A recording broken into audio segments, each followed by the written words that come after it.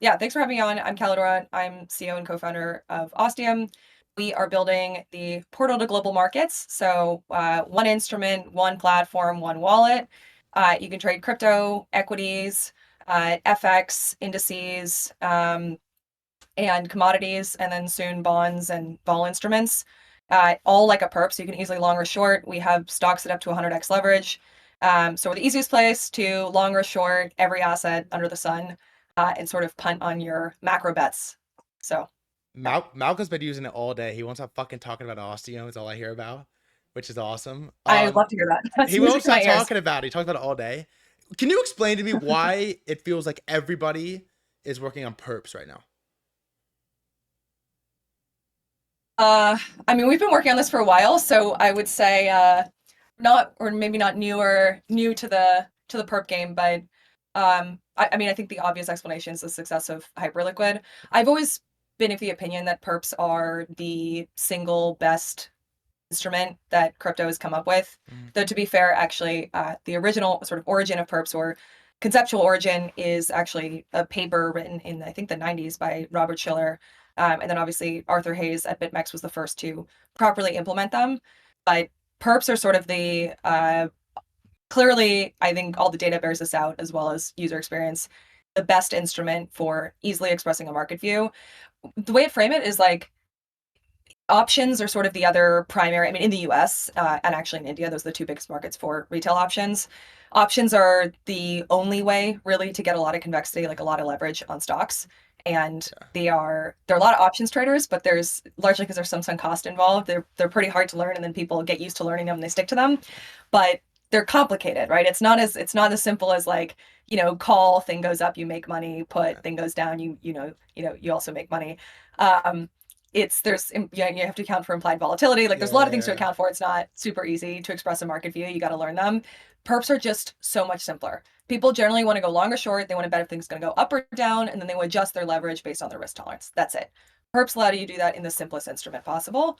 And so I think, like, yeah, clearly they've been the market winning derivatives instrument. Fun fact that sometimes people are unaware of is the perps market is about 70 times larger than the options market in crypto.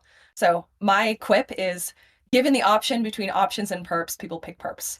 Um, Whoa. so Options are the worst. That's how I learned how to trade. Like in high school, I was ripping same day expiration Tesla contracts, and it's the worst because you don't nice. understand what you're doing. It's just the only vehicle. Also, I didn't mean that as like a shot, by the way. As in everyone's working on perps. People like I told you on yesterday, just like everyone's talking about it. It feels like last cycle perps were not really being discussed, and now everyone's working on it, which is really cool. What is this paper from the 90s? I've never even heard of that. So perps were initially like conceived of, like Robert Schiller, Mhm. prize-winning economist. Okay. He initially conceived of perps, actually, interestingly, as a instrument for allowing people to trade illiquid markets.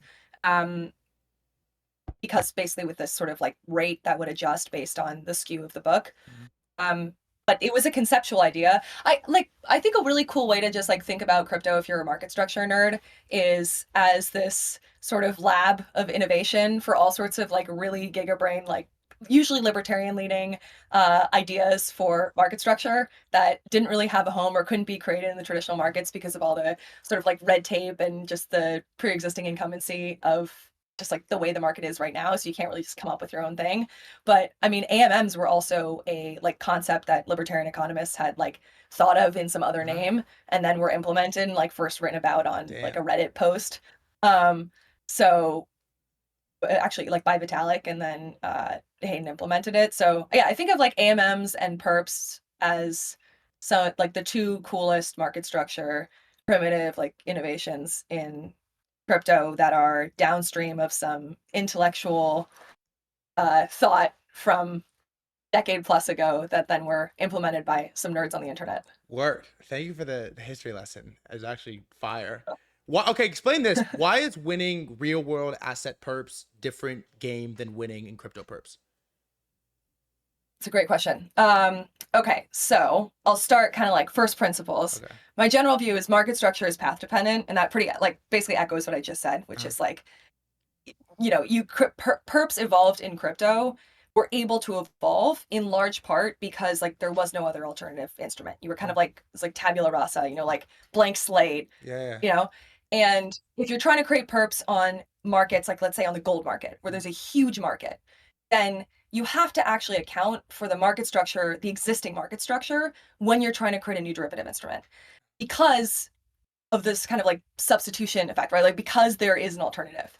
So if there's no alternative, right? If you're the first one creating a perp on a new asset, like look at the, the Hyperps on XPL, or like on new assets aren't even listed yet. That's like the first market for the thing, right? There's a huge gold market. There are many different venues around the world where that asset can be traded. And so you have to account, one, for the characteristics of that market. So for instance, like gold doesn't, you can trade it OTC if you're a specially connected institution, but the normal gold market's like not open from over the weekend. And so you have to account for that fact. So what do you do if you build a thing on a blockchain that runs 24/7? How do you account for the market hours? Like what do you do when the underlying market's closed? Do you just like make it a sort of hyperp type style thing where you're just referencing the spot price from Friday and you let the price float? What if there's some crazy thing that happens over the weekend? Like let's take oil for instance, right? Like back in in the fall and also last spring when there was this crazy stuff happening in the Middle East, there was a weekend where, you probably remember this, everybody thought that we were going to bomb Iranian oil fields, and so oil like would have pumped over the weekend, but it wasn't trading. So as soon as the market reopened on Sunday 6 p.m., the thing gapped up like crazy because it was, there was a lot of expected volatility in the markets and blah, blah, blah. So if you had allowed a perp over the weekend and you were just referencing the Friday price that might have been like, I don't know, 5% lower, there's a clear, like someone's getting wrecked in that trade. Like that's like not the correct, you're like not referencing the correct price to like have the funding rate try to push the perp back down to. That's one example. So like the market closes, like what do you do? A second thing is just actually the fact that there's an alternative. So like if you're just appealing to crypto degens, assuming like they have zero alternative, they don't even have a brokerage account, like they can't trade the other thing at all, then fine. Like you could have execution that's like pretty crap because they don't have an alternative. But the reality is like for most people, there's some like they're like willing to pay a premium for the ability to do it on chain up until a certain point. Okay. Like after that point, it's like, right, this thing is like 20% more expensive than like I'd be paying on my brokerage account. It's kind of annoying. I don't want to move money back there. I don't like trading on it. I don't really trust my broker, but like I'll use it. So there is like, you have to account for the fact that there are alternatives in the market. It's not the first iteration of the thing, and you might be offering a better instrument with more leverage, more flexibility that you can self-custody, but you do need to account for the pricing of the underlying. So those are the two big ways. There's also plenty of other kind of like more technical way, like things I would refer to, which is like, if you wanted to solve the market hours problem, something that some people are talking about is like, hey, why don't you just reference, rather than trying to reference the underlying gold price or the underlying oil price, why don't you reference the tokenized gold price, like Pax Gold, right? Because Pax Gold is trading 24/7. The problem is the market cap of Pax Gold is like 1/1000th or 1/10,000th of the market cap of the actual thing, right? So the amount of money I would need to pump into Pax Gold to just move the price and like tiny, manipulate the market basically is a tiny fraction. Like good luck manipulating the gold market, but like not that hard to manipulate the Pax Gold market.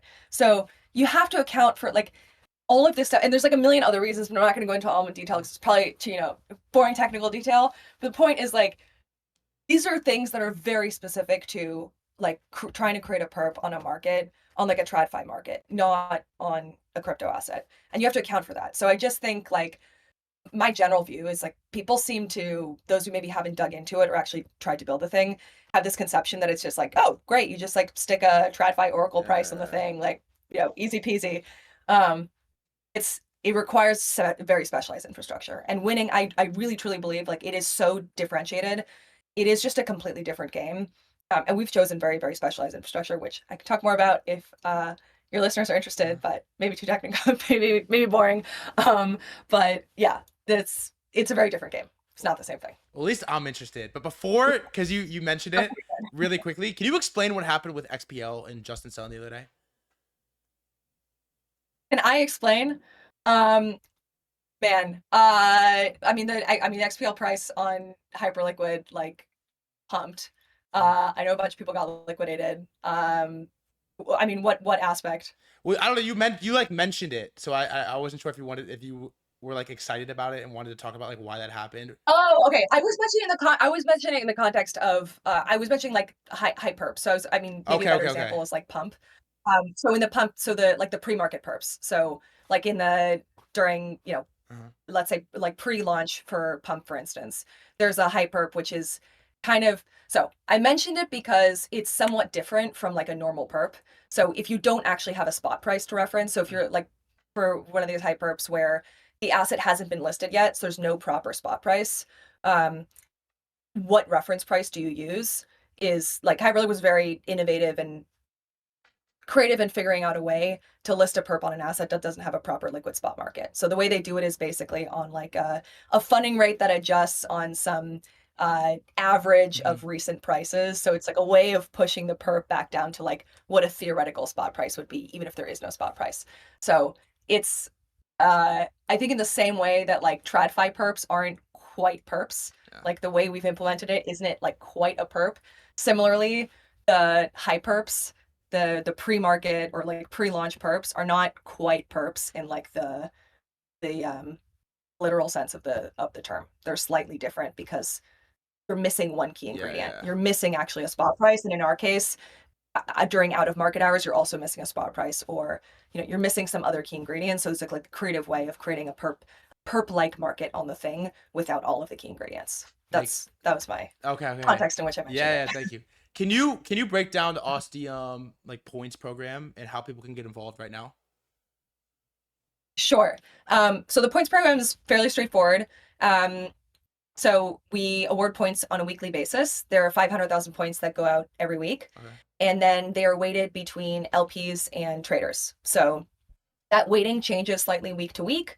But basically, so we tried to optimize for two things. So I think like points programs that have worked really, really well come out at a distinct period in time. Every week, Okay. there's points that go out, and you come back and you want to check where you are on the leaderboard and like how many points you got that week.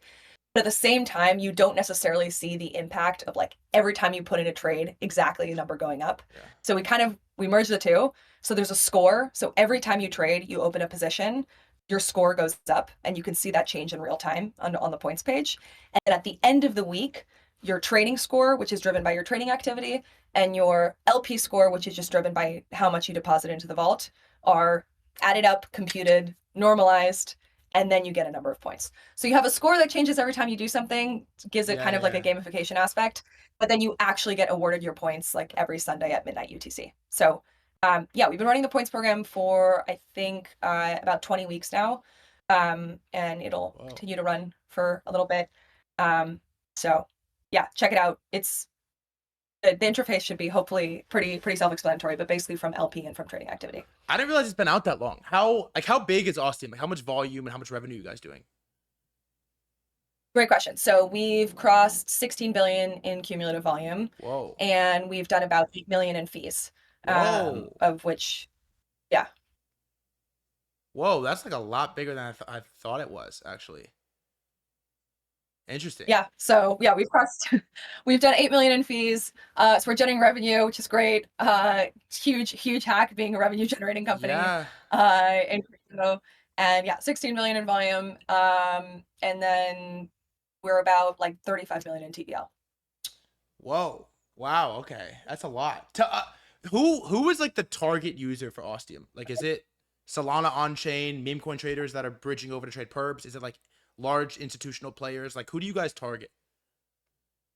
Yeah, okay, great question. So our like core customer base that drives the majority of our volume right now, I'll describe them in like, very specific detail. It's like a guy who's been in like crypto for the last like 5, 6 years, often was like kind of early in ETH or like definitely made a lot of money in DeFi summer, has a large proportion of their net worth on chain, Mhm. and has over the course of the last like 18 months to 2 years increasingly started tracking macro because my take is like macro news is the new reality TV. You see this reflected in prediction markets. You see it reflected in like our volumes and the interest in Ostium. And I'll put it simply, right? Like even if you were a meme coin trader, if you weren't tracking like the yen carry trade unwind back in August last year, or you weren't tracking like I don't know the Trump tariffs, Yeah. you would have gotten totally Correct. Like you have to, for better or for worse, we've all been forced to become like macro enthusiasts and macro followers. Like you can't not follow. I mean, look what happened with Nvidia today, right? They Yeah. like beat earnings expectations, but like not by enough, and they like stopped the H20 chip shipping to China, and like S&P and Nasdaq took a dip. Like you have to track this stuff now. So for better or for worse, like you can no longer just, even if you're primarily focused on crypto, you can't just track the 4-year Bitcoin halving cycles. The macro stuff just matters. And I would say like my like big high level view is the trader, like the trader of today in the post-COVID world is inherently cross asset. Like Yeah. the first evolution of retail trading, like the first evolution, like Robinhood, eToro, whatever, the first evolution of retail trading in like the sort of post 2008 pre-COVID world was like the platforms are largely catered towards single asset traders. So you're a stock trader, like you're either trading stock spot or you like learn how to trade options. You want to trade commodities, you got to learn futures. So you're learning new types of instruments, and you are either crossing platforms or you're jumping through some new set of hoops. If like you're mostly trading 0 DTEs on stocks, and like now you have an opinion on gold, like you got to learn a new instrument. And so I think like the tech hasn't caught up yet, like neither in crypto nor in TradFi, to allow people to trade like any asset class in the same way, in a super simple way. Like, and that is the fundamental value prop of of Ostium, is like you can easily long or short, with or without leverage, with your USDC, connecting a wallet or an email, whatever you want, in the simplest way possible. You can trade Nvidia, Bitcoin, oil, gold, and the Japanese yen in the exact same way. And like, there's no other platform that makes it that simple. So like, why do I mention this? Basically, our core like user right now, because our beachhead market has been crypto users, but the really big opportunity is expanding beyond that. But within crypto right now, like our core like whale user base is basically this like kind of guy who like made a fair bit of money, and like either initially in ETH, then in DeFi Summer, often made quite a bit of money on the Hyperliquid airdrop, trading on Hyperliquid, and has been forced to become a macro enthusiast or a follower of macro. And as a result, winds up having views on oil if there's chaos in the Middle East, on gold based on inflation or whatever Powell's going to do. We have a few long gold trades that are open this morning that are doing quite well. Or on the S&P and Nasdaq based on tariffs, is following all this stuff. And alongside their crypto positions, they want to open positions on these other assets. So that's our existing core user base. I can talk more about like where we're expanding into, but those are like our primary users today. Okay, this is a $1 billion question, but I have to, maybe it's more than a $1 billion question, like $1 trillion question is, how do you guys beat Hyperliquid? That is a great question. And it is, yes, it is a $1 trillion question. Yeah. Yeah. Okay. So I will start by framing this by saying we are not competing with Hyperliquid. We're actually running a very different business. So, and I will explain this by illuminating the difference between the NASDAQ and between Robinhood. NASDAQ and Robinhood run a very different business. NASDAQ is the exchange. It's where the market is made, where orders are matched, basically. It's the order book. Robinhood is a client and user-facing platform that basically aggregates intent, which is just a fancy way of saying like what users want to do. So it's a platform that aggregates like user desire, intent, however you want to frame it. And then the job of Robinhood is to provide a great trading experience, a cheap and great trading experience for users, and to find them the best price. And so they have a quote-based model. So they go and they find like they're not routing your trade immediately to the NASDAQ. Like they're running your trade by a Citadel, a Susquehanna, whatever. But that is kind of actually irrelevant almost. It's like their job is to find you the best price. And actually like they actually have to find you a better, like it's, for instance, like just the way it works is like it's NBBO, like national best bid or offer. Like Citadel, like they have to quote at least one tiny fraction better than whatever the best bid or offer is on the NASDAQ. Whoa. So like Robinhood's job like really is to just quote you the best price. So they want to offer you a great user experience and quote you the best price and give you, but Robinhood itself is not an exchange. And I think like this is where people, for some reason in crypto, people really conflate it because the market's like pretty nascent. And so like Binance is both the exchange, for instance, and the platform of choice for many people that they use, or Hyperliquid, for instance. But like we're playing a different game.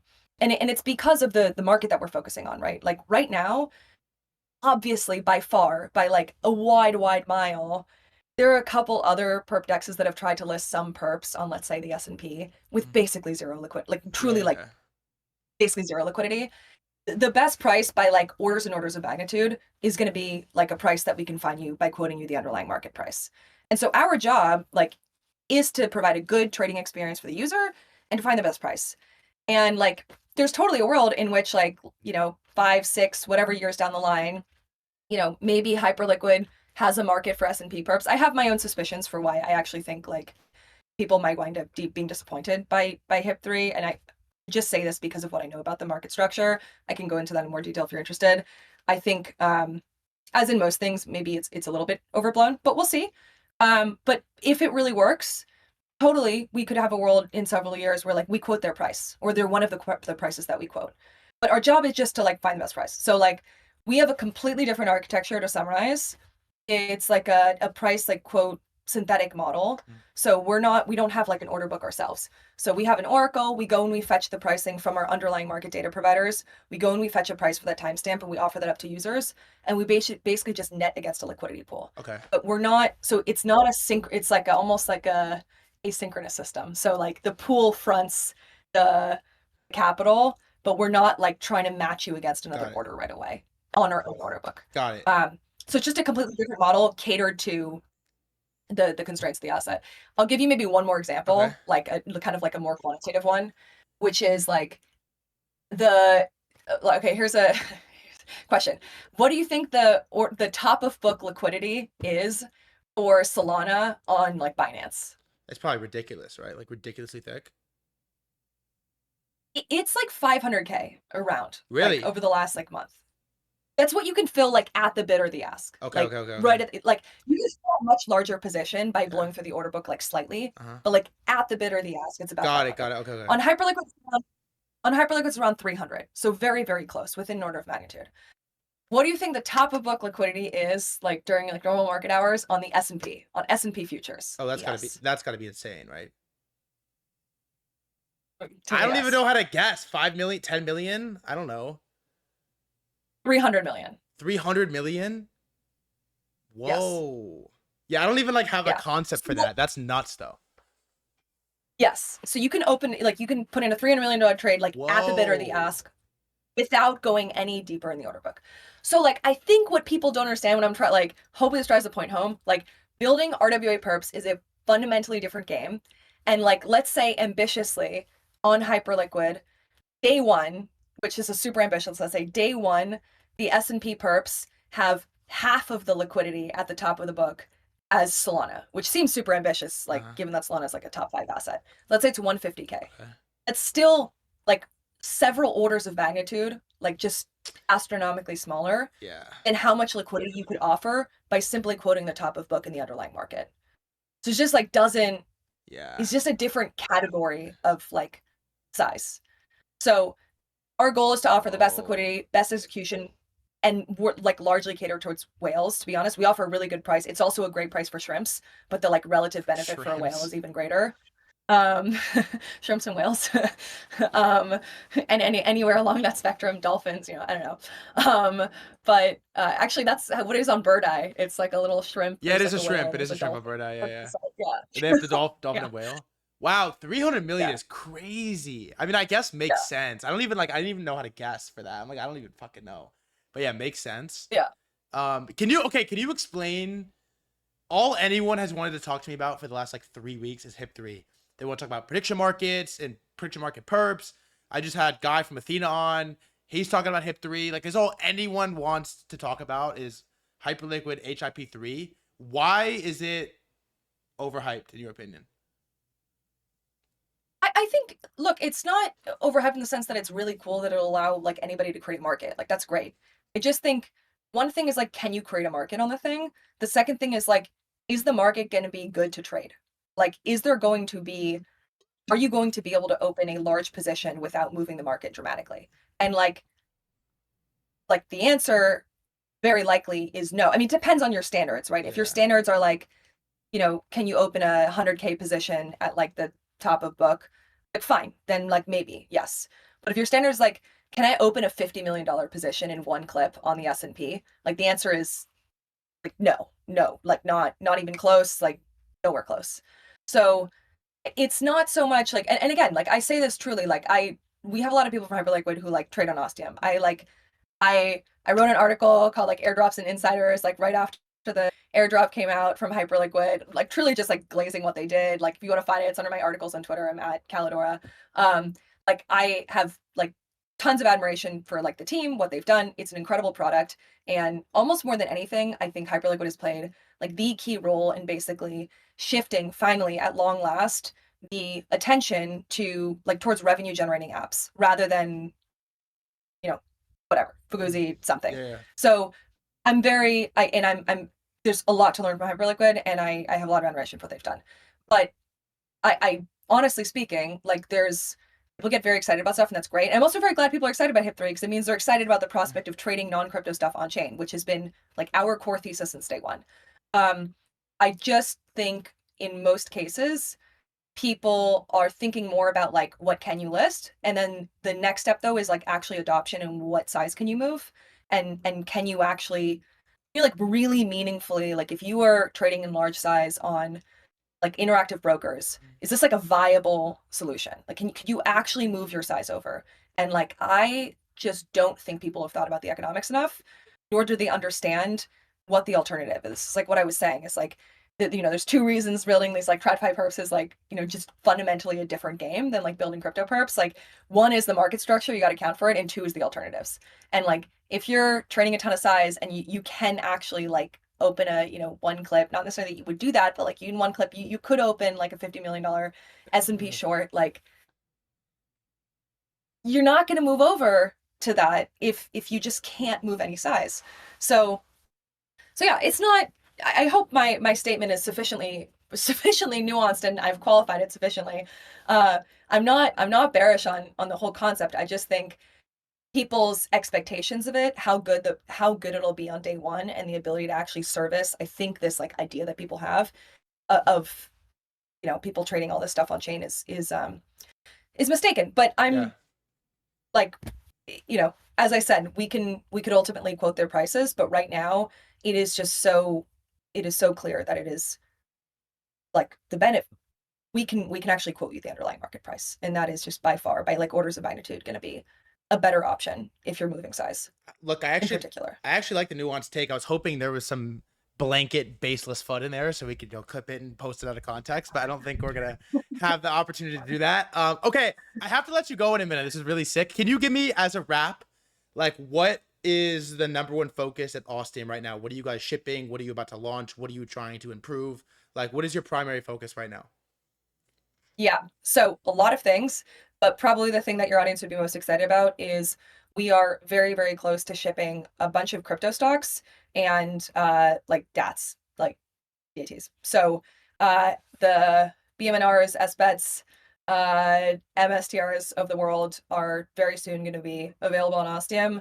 One thing I'll also mention, because I mentioned like you could trade stocks at 100x, we have like I would say pretty unique system for how we enable really high leverage on stocks. There's like a reason that you can't just buy like a normal stock on like, just long it 100x. You have to kind of like use options that expire. I mean, you get like really high implied leverage if you're trading like 0 day to, or like 0 day to expire, just like short dated options. We have basically like an auto close. It's like we call it a 0 DTE perp. So during the day, you can lever up. There's a little countdown timer. It says day trading enabled. So it's because of gap risk, right? Like with NVIDIA earnings tonight, it moved 5%. It was more than that. It was like 10%, like immediately on the announcement. Then it kind of like normalized. So that obviously you can't have a position, like 2 positions open overnight at 100x before earnings. It's going to wreck LPs. So there's too much gap risk involved. So we only allow you to hold a position overnight. If you want to hold your position overnight, it can't be more than 10x levered. So, which is still a lot. So you can hold a 8, 9, 10, whatever x levered position overnight. But if you want to lever up during the day, you can lever up to 100x. It just is a countdown timer. And it warns you before. It says like this position is going to auto close at the end of the day. If you want to top it up, So it's both, it's like, I call it like Schrodinger's perp, which is maybe a super nerdy reference, but it's both perpetual and expiring at the same time. So if you want to keep it open, you can just Yeah. top it up, add more collateral, lower the leverage. If you just want to keep it at like super crazy bet during the day, you can do that. It's just going to auto close at the end of the day, almost like a 0DT. Like it expires at the end of the day and closes. So we'll have all those stocks up very, very soon. And if any of you guys like in the comments have like specific tickers that you want or assets, I've also joked a lot about like soft commodities like lean hogs and like soybeans and stuff. We had those on testnet for a while. That's awesome. They're a little bit hard because they're very illiquid markets. Yeah. So there's like, but yeah, any specific assets you want us to list, but we are like 24/7 improving the product. And if any of you guys like took a look at the product like a month ago and there's like something you didn't like we are constantly shipping updates. So if you saw the app a week ago or a month ago or 2 months ago, like it's basically a different app. So getting better every day. Kaledora, thank you so much. It was a pleasure. I'm a big fan. Thank you for coming on. Thanks for having me on. It was great being here. Thanks. Of course. Have a great rest of your day. I appreciate you. Bye. Okay.